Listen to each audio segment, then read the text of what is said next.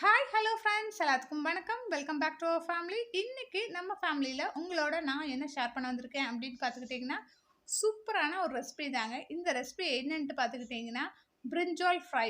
இது எதனோட காம்பினேஷனாக இருக்கும் அப்படின்னு பார்த்துக்கிட்டிங்கன்னா, தயிர் சாதம், அப்புறம் ரச சாதம் இதனோடலாம் ரொம்பவே சூப்பராக ஆப்டாக இருக்குங்க. நம்ம வீடியோவை நீங்கள் யாராவது ஃபர்ஸ்ட் டைம் பார்க்குறீங்கன்னா ப்ளீஸ் சப்ஸ்கிரைப் பண்ணிக்கோங்க. பக்கத்தில் இருக்க பெல் ஐக்கானையும் ப்ரெஸ் பண்ணிக்கோங்க.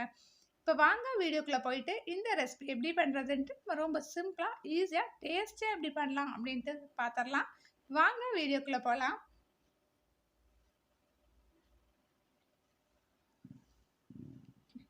காலையில் ரொம்பவே ஃபாஸ்ட்டாக சமைக்கணும் அப்படின்னா நம்ம மேக்ஸிமம் பார்த்தீங்கன்னா லஞ்ச் பாக்ஸ்க்கு வெரைட்டி ரைஸ் தாங்க கொடுப்போம். அந்த வெரைட்டி ரைஸ்க்கு இது ரொம்ப சூப்பராக இருக்குங்க. முக்கியமாக சொன்ன போனால் தயிர் சாதம் தாங்க. இப்போ வாங்க இதுக்கு தேவையான பொருள் என்னென்னட்டு வீடியோக்குள்ளே போயிட்டு பார்த்துடலாம். ஸ்பைசஸ் எல்லாம் தேவைங்க. என்னென்னு பார்த்துக்கிட்டிங்கன்னா, மிளகாத்தூள், மஞ்சத்தூள், மல்லித்தூள், காஷ்மீரி சில்லி, அப்புறம் கொஞ்சமாக கடலைப்பருப்புங்க. அதுக்கப்புறம் கொஞ்சம் தேங்காய், துருவின தேங்காய், கருவேப்பில், மல்லித்தலை. இது மட்டும்தாங்க நம்ம ரெசிபிக்கு தேவை. இப்போ நம்ம ஆல்ரெடி பெரிய வெங்காயமும் தக்காளியும் எண்ணெயில் போட்டு வதக்கி வச்சுருக்கேன். அது கூட கடலைப்பருப்பு, மிளகாத்தூள், காஷ்மீரி தூள், அதுக்கப்புறம் மல்லித்தூள், உப்பு இது எல்லாமே சேர்த்துட்ருக்கோம். கொஞ்சமாக மஞ்சத்தூளும் சேர்த்துக்கலாம். இது கூட கொஞ்சமாக பெருங்காயத்தூள் சேர்த்துக்கலாம்.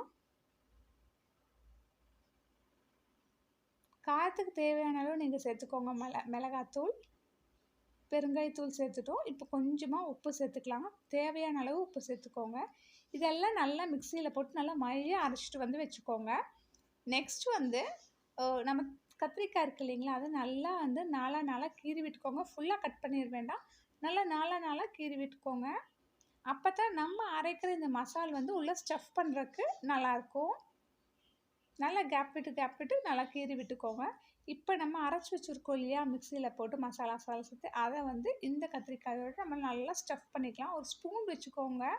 ஸ்பூன் வச்சுட்டு அந்த மசாலாஸெல்லாம் எடுத்து நல்லா அந்த கத்திரிக்காயோட ஸ்டஃப் பண்ணிக்கோங்க.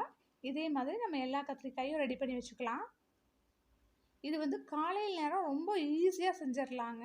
மசாலா அரைக்கிறதுக்கு மட்டும்தான் வேலை. அப்புறம் குக் ஆகிறது ஒரு 10 மினிட்ஸ் அவ்வளோதான். நமக்கு தயிர் சாப்பாடு ரெடியாக இருக்கும். இது நமக்கு ரெடி ஆகிடும்.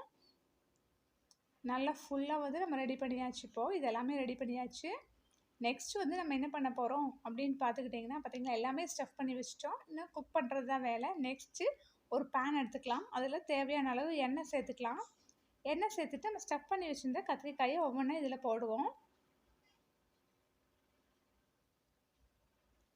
இது கொஞ்சம் நல்லா குக் ஆகட்டும். முக்கால்வாசி நல்லா குக் ஆகட்டும். ரொம்ப சிம் வேண்டாம், ரொம்ப ஃப்ளேமில் வைக்க வேண்டாம். ஓரளவுக்கு வைப்போம். நம்ம இதில் எதுவுமே சேர்த்த கிடையாது. வெறும் எண்ணெயில் தான் வதக்கிட்டுருக்கோம். இப்போ பார்த்துக்கிட்டிங்கன்னா மேலே தோலெல்லாம் உறிஞ்சி வருது. இந்த சமயத்தில் நம்ம கொஞ்சமாக இது கூட புளி கரைசல் சேர்த்துக்கலாம். லேசாக சேர்த்துக்கோங்க. அந்த புளிப்புக்காக லைட்டாக சேர்த்துக்கோங்க. வெறும் எண்ணெயில் மட்டும்தான் கத்திரிக்காய் வெந்துட்டுருக்கு. இது கூட நம்ம புளி கரைசல் சேர்த்துருக்கோம். பார்த்திங்கன்னா நல்லா கத்திரிக்காய் ஃபுல்லாக வெந்துருச்சு. 10 மினிட்ஸ் தான் வேக வச்சு நல்லா வெந்துருச்சு. கத்திரிக்காயும் நல்லாயிருக்கு. இதெல்லாம் சேர்ந்து நல்லா வதங்கியாச்சு. இப்போது